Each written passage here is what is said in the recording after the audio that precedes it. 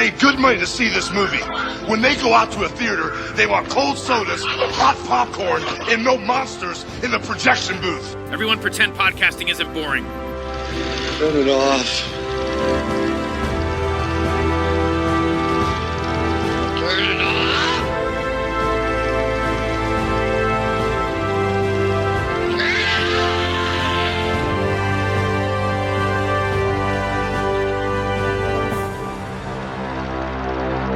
Hey folks, welcome to a special episode of The Projection Booth.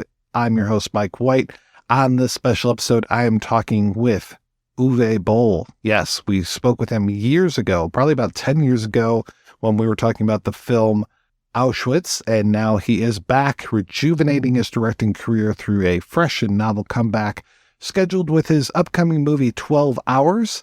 It is in pre-production, as well as the film Ness, which sounds like it is also a potential go. Mr. Boll talks about that, as well as about many other things, including the film Auschwitz, and another film that I enjoy a lot, Postal.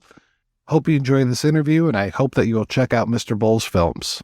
Thank you so much for joining me today. It's such a pleasure to speak with you again, and I'm so curious, what have you been up to lately? I know you kind of unofficially retired for a little bit there, and what led to that? Yeah, 2016, basically after my Rampage part number 3, I felt like, okay, we are now in a totally different world, right? The streamers were coming up, but they were not right there, basically. And then, but the video world was basically going away. It was over, Blockbuster and so on. So I felt, for what? How can I recoup a film? So I felt 2016, you know what? I call it a day. I was a big foodie. I'm still a big foodie. So I opened a restaurant in Vancouver, Bauhaus. We got good reviews, like high-end German food. I got a Michelin star chef from Berlin running it. But then a few years later, I started getting, in a way, itchy. You know, I love making films. I've made so many years, so many films, 34 films in total in like 25 years, you can say. And that is kind of busy.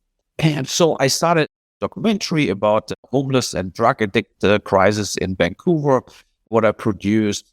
And then I went back 2020 when the Corona hit, basically to Germany with the family, closed the restaurant in Vancouver, started in Germany, getting more active again with films. I shot the film Hanau, what is also out in US, but it's German language. It's about a terror attack by Frankfurt. 2020, a guy shot 9 migrants and then himself and his mother. I basically recreate the night where it happened. It's on Apple and Google and Amazon and so on, subtitled. And I started a documentary about the Banditos motorcycle club. And that is shooting since 2 years. And I continue. It's a long-term project to really portray what is going on in the club. Banditos and the Hells Angels are the biggest in the world.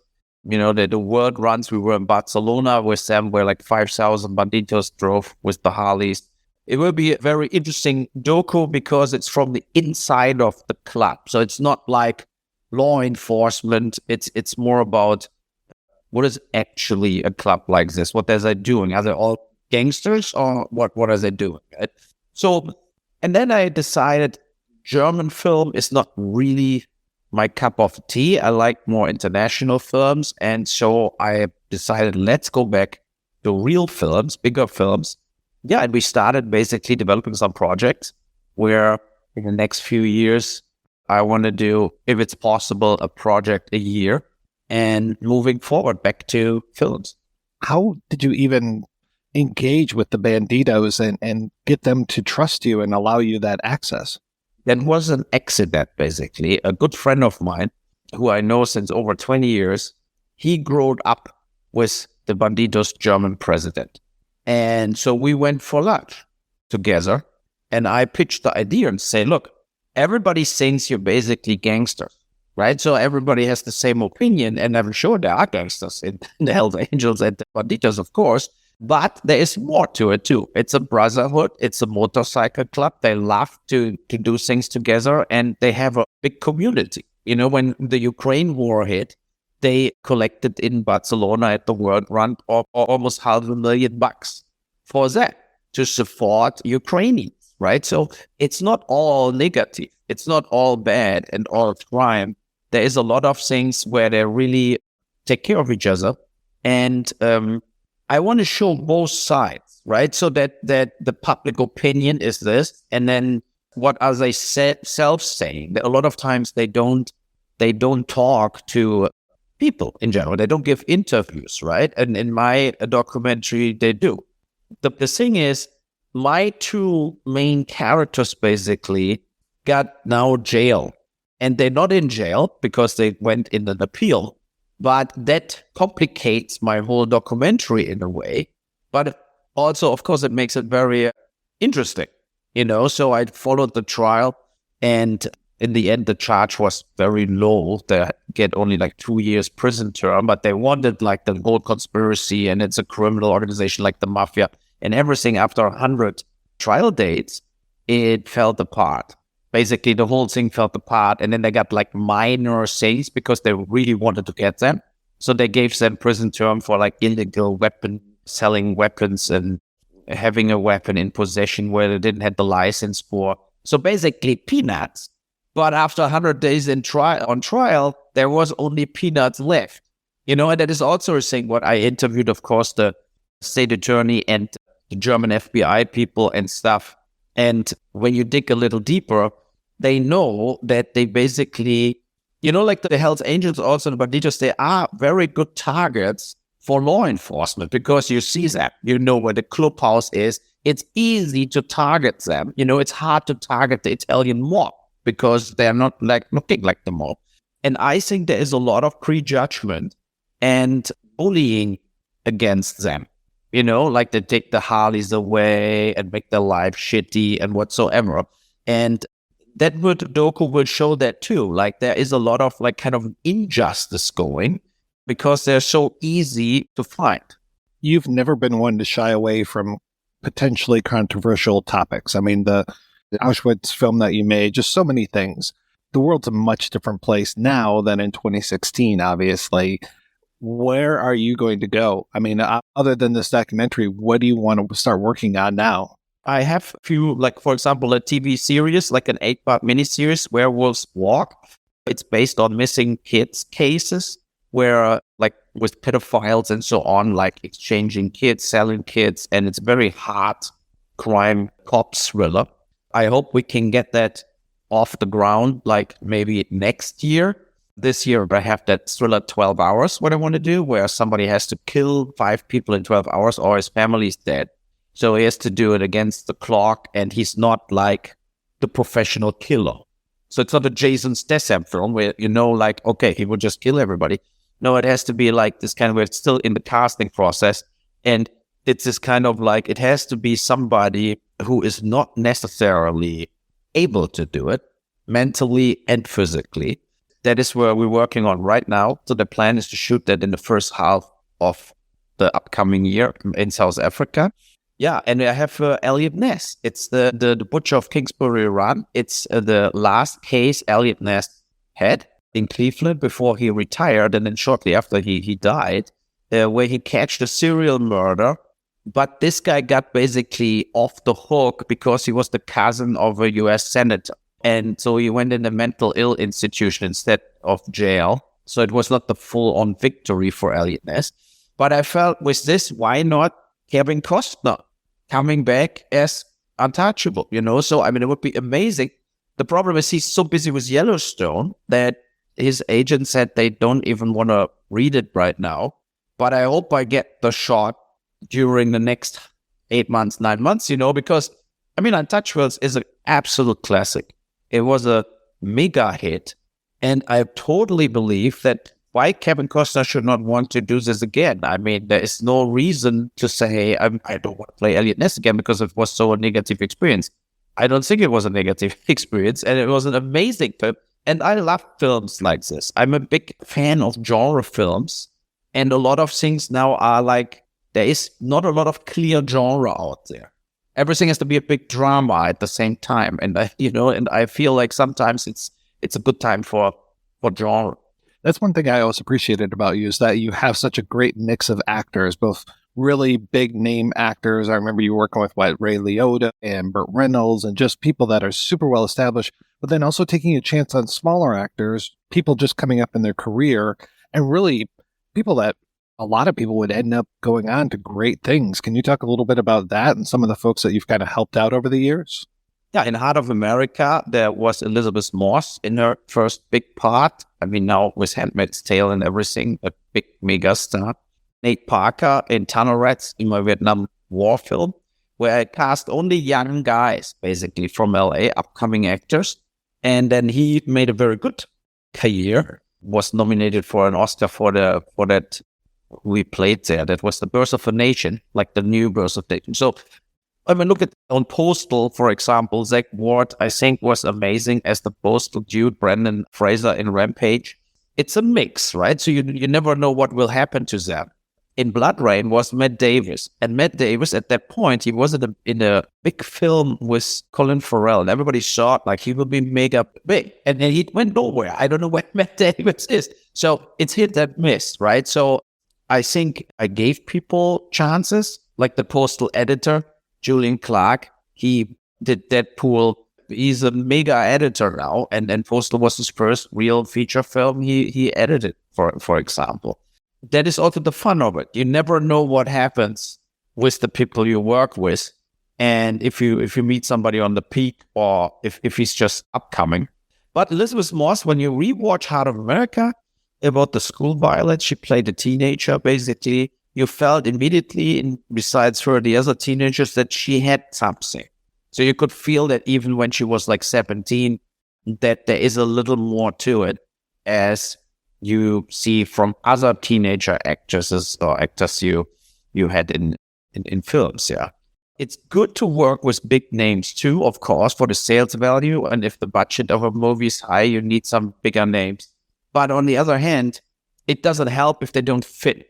You know, if you think it's completely out of touch. And that was the thing for Burt Reynolds in The Name of the King. I really liked him in that part. But everybody, like some people were flipping out on it and said, Reynolds in a period piece kind of fantasy film. It's cheesy, but I think he was in that age now, you know, this kind of grateful old age where the king should be in a way. So that is why I like his performance. And when we shot, he said, "Oh, this, by the way, over the only film I ever died in my whole career." You know, so he put really something in it. No, I love working with him. He was a great guy. For a little while there, you were kind of the video game guy, like so many video game adaptations. Do you feel that that's still a viable economic model? Do you still want to make video game adaptations? Not really. It made sense at that point. Because also when you see like a House of the Dead, it made almost 30 million in home video alone. You know, with a film what cost under $10 million to make, it made sense. And that was also the thing when all the critics hammered me because I made one after the other, Alone in the Dark and Blood Rain and Far Cry and so on. I said also, yeah, but I'm not a subsidized filmmaker. I mean, I have to go where the money, that and not the money to get rich, not the money that the film gets made. A lot of my passion projects, like Auschwitz or Darfur, I was only able to make because I made the bigger films, and then I didn't bought myself a Ferrari. I instead shot Auschwitz. That should be in a way out there, that the people see also that I'm a real filmmaker who loves making films and who's doing films based on passion and out of a political point of view. You know, the Auschwitz film didn't came from alone. It came really from me going in schools, and I found out people don't know anymore what Auschwitz was. And I felt, okay, so it's time to show the gas chamber, because that was Auschwitz. It was not the boy in the striped pajama, big melodrama, whatever. No, people got killed and killed and killed. And I think that one focus on that film was important. That, of course, if that would be the only film about the Holocaust, it would be ridiculous. But there was none film about what the Holocaust really did. And I think that was important to make that film. In Israel, it was running. It's still in the Yad Vashem Museum. They have it there as a copy, and they showed it various times because they felt more that it makes total sense to show it in that kind of blunt, in-your-face thing. But of course, in the film world, They're looking more for the uplifting story in the dark ages, but sometimes there is no uplifting story.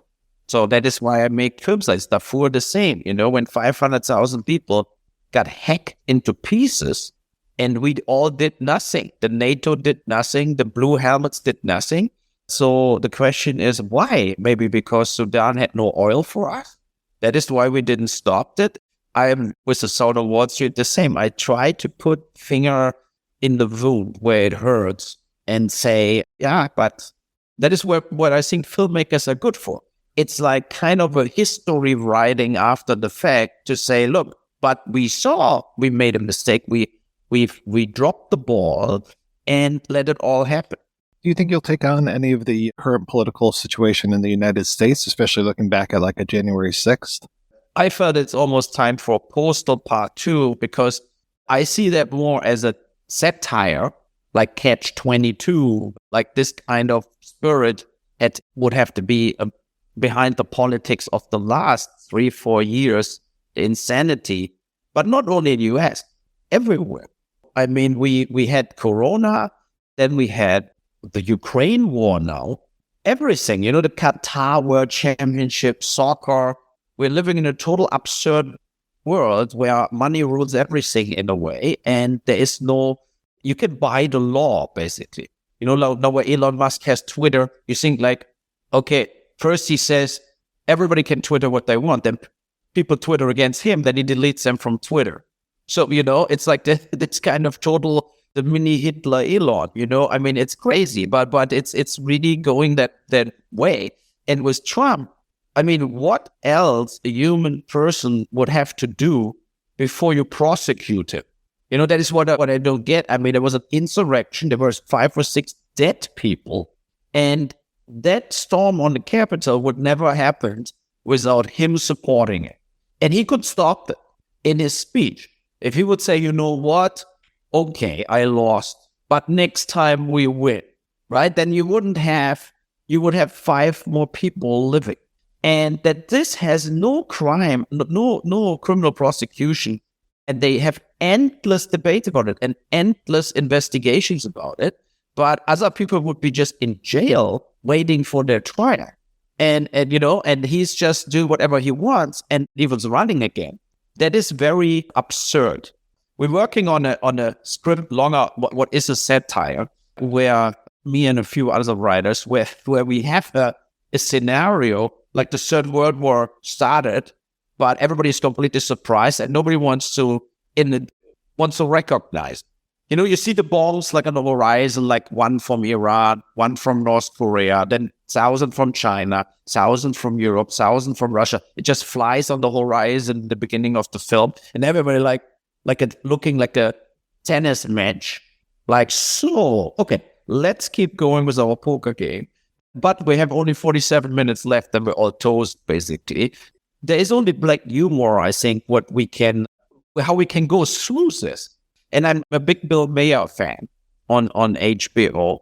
What I like is that he also hurts the Democrats. That he says, look, you're in your, let's say, balloony world. You don't see how you lose 50% of the voters. I think that is a thing what a lot of times the Democrats don't see is that they throw people so off the boat with this woke policies and whatever, right? That they say, okay, then I vote for the Republicans. And I think that is a big problem what the Democrats face, right? I think they could have way more voters if sometimes they would be a little more down to earth in their policies.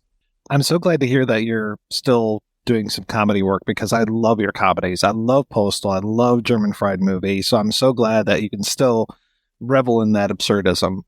It has to be blunt, like what Postal was, right? Postal was insulting blunt, but everybody got insulted.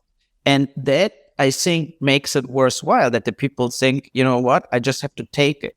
And I think that is also this mind police, what also Bill Maher or Chappelle and these people are calling out, Bill Burr or people like this, you say like, no, like there is not, you cannot say it. You cannot make a joke about that. And I think it's obvious when you look at the comedies, I mean, when does the last comedy, similar even to Hangover, like it's not existing anymore? Because I think in the writer's room, they're all like, they cannot do this joke, you cannot do that joke, you cannot do this joke. So then you have no comedy. I think the key of comedy is that you say, give a shit, whatever is funny, we will do it. That is what I would go for if I do another comedy. The problem would be, of course, to get the streamers or whatever to say, look, we want this. We want a political incorrect show, and not a political incorrect show who is in real, totally political correct. That I think is important. If you go comedy, you have to do it for real. And I think people are hungry for comedy. I was shocked when Seth Rogen said some of his films aged bad. And I disagree. Super bad or whatever. I think it's funny. And I think he shouldn't regret the films he made at the time, what made him, where he would be without a Jonah Hill, where would they be without the totally ridiculous, like under the belt comedies they did? But that is why people like that, and I think it's not good to just try now to fit in and don't hurt anybody. People need to get hurt, that you have to feel like insulted from time to time so that you open your horizon. You have to learn.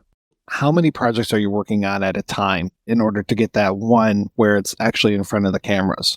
At least 3, like to get something going. And I had various German projects. I had a German project, Germany in Winter. What Netflix wanted to do it. And then the guy from Netflix who wanted to do it changed the office, basically. He was not responsible for German films anymore. So, and then the follow-up woman, she passed on it. She said, it's way too violent. We cannot do this. And it's basically, the idea was that the German right-wing party takes over in 10 years, and then just burn all the migrant homes and drive with like ships over the refugee boats, like a total new Reich. But I didn't show was for me important. I wanted to show them doing all of this, but I didn't have a hero. I didn't want the guy who fights them. I said, no, I want to do a really dystopia situation where everybody has the same opinion that we're doing now. There are no humans anymore. That dehumanization, what happened also, of course, in the Second World War, and what is always the reason for genocide, like that when that people think the other people are no humans, we can just kill them like insects. And you see in Europe, in Italy now, she's a fascist ruling, in Hungary, in Poland, all right-wing people. In Germany, they so far have only 10% of the votes. In France, they have already 35% of the votes. And I think that is a huge threat to democracy, as it is with the Trump in US. So, and I think we have to be very careful that in Europe, that we handle immigration properly. They're coming in different, as US can, in a way, block migrants better off, so, and it's inhuman how they do it. But in Europe, they're just coming because you can fly from Tunisia, from Morocco, you just go in an airplane, $100, and you're in Paris. It's like, yeah, so, or you go over the ocean, whatever. But now the key for the European migration policy has to be, okay, now they're here.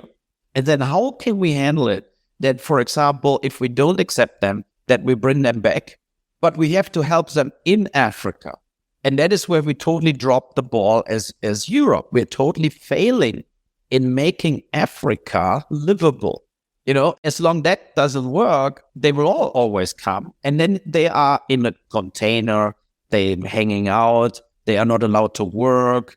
You have people radicalizing themselves, getting super Muslim, like Islamistic. You have all that problems based on basically a totally wrong handling of the thing. And also, like, if I have to wait 2 years before I have to leave, then I'm already, in a way, migrated. And then they want to throw you out, and it throws them totally off. They have no more contact to Syria. So you cannot just send me back to Syria. That is a very big problem where Europe, only as Europe together, could handle it. But they all have totally different agendas, different proposals. And like one example, in Berlin coming every day, every single day at the railway station, around 100 children from Spain with a train, where the parents sent them, they're all from Africa, so they sent them on purpose without parents to Berlin in a train, 100 per day. So, and nobody stops it since 1.5 years. So what happens then? They have to go to the orphanage. Then they say, where are your parents? They're in Spain. They want to come too. So now they, because the Spanish government wants to get rid of that and want the parents also going to Germany.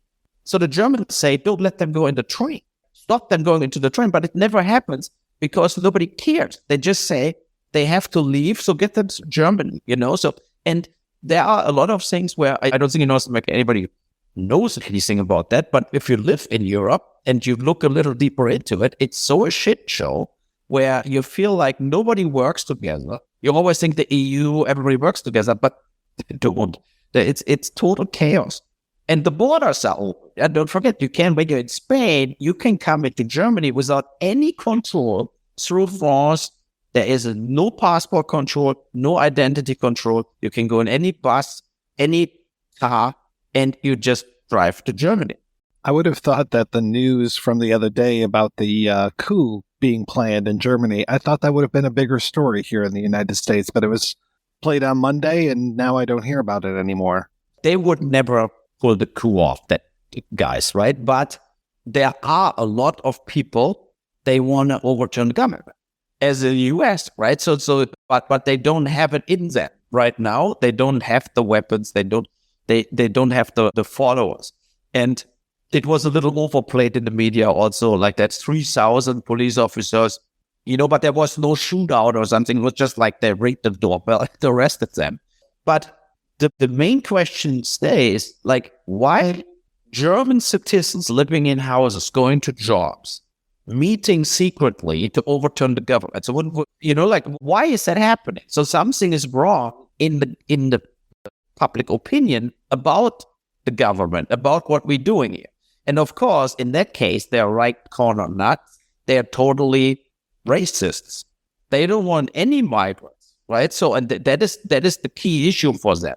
Why they are with the Alternative for Germany, like the right-wing party, what is in the parliament, and they're totally in cohorts with them. And of course, the end game for them would be to take over, and then there are no more elections. Then it's just like, now we stay.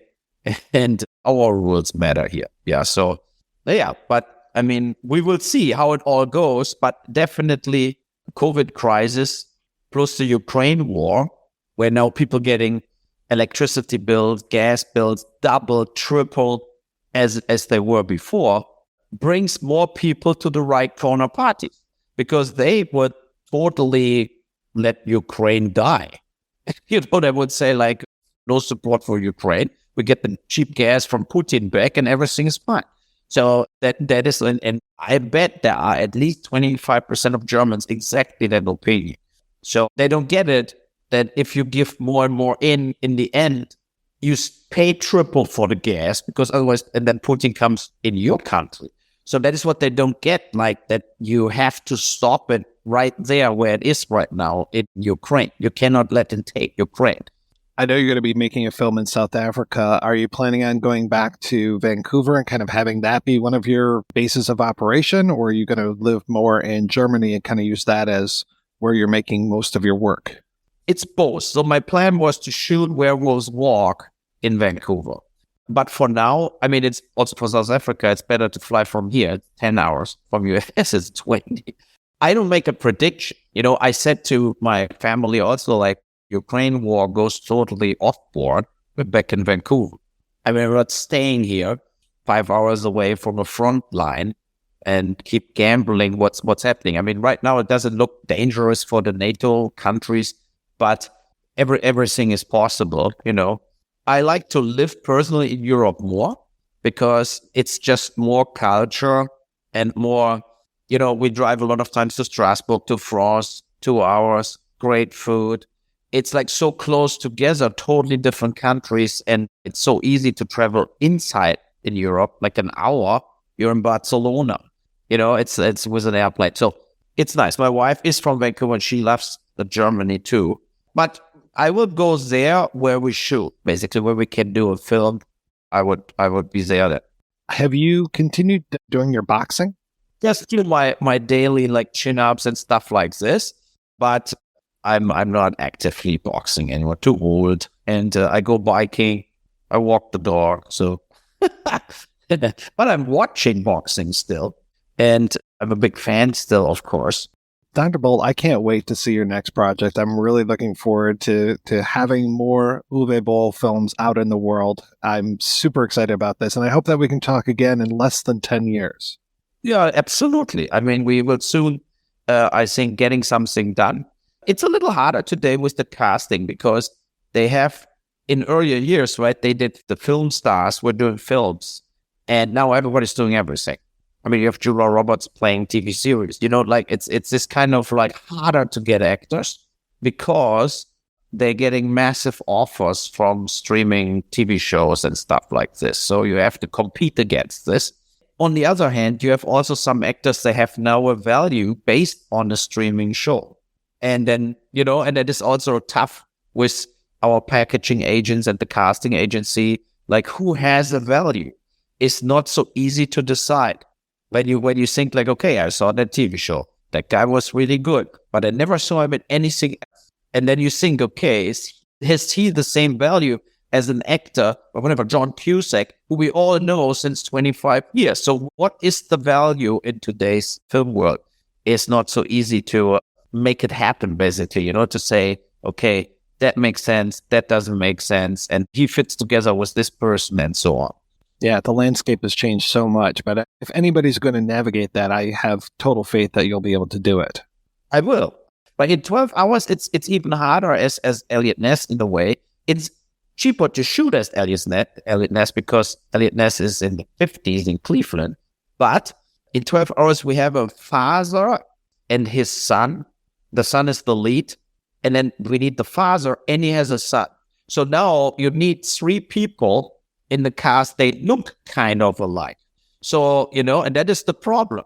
So when you talk to an actor and then you think, okay, but would anybody believe that he's actually the son from that actor? And so it forces you totally in the casting when they say, okay, that guy could have interest in it. You say, yeah, but look, we're having an offer out to the younger guy who they totally don't fit together.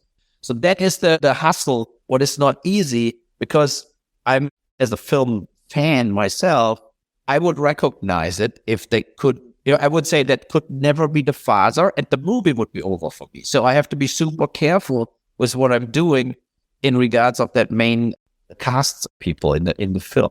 Well, thank you so much for your time. Good luck with everything. And I hope you have a great holiday season. Okay. Bye.